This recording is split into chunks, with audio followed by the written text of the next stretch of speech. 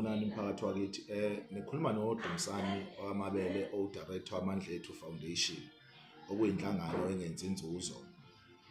Sekuyiso-ke leso sikhathi sokuthi ngihlabe ikhwela ngokuthunywa inhlangano nabaholi bayo ngokubambisana ukuthi siye lapha enkonzweni yomkhuleko wabantwana bethu abafunda umatikuletsheni.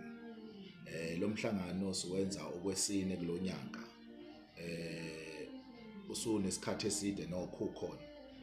Silokhu siwenza nje kancane kancane, siyabuka la khona okufanele silungise khona, siyazama ukulungisa. So ngithi ake siqinisekise nje ukuthi kulokhu siza nokungcono nokuhlukile kukho konke.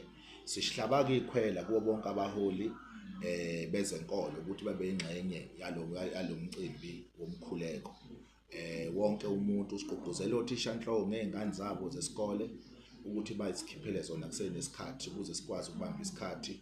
Abazali abafisa ukuba ingxenye yomkhuleko sebagqugquzela nabo ukuthi beze enkonzweni yomkhuleko. Kuzo zonke izinhlobo zokuhlukahlukana kwenkolo, abaholi bonke bezwi likaNkulunkulu sebagqugquzela ukuthi babe ingxenye yalo mkhuleko.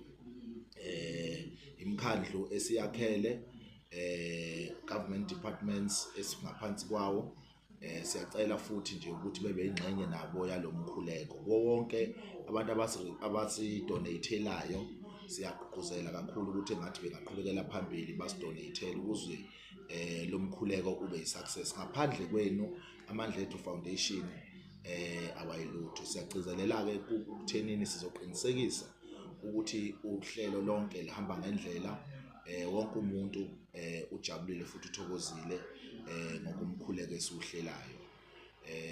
Yilokho bekukhulu kakhulu besifisa ukudlulisa.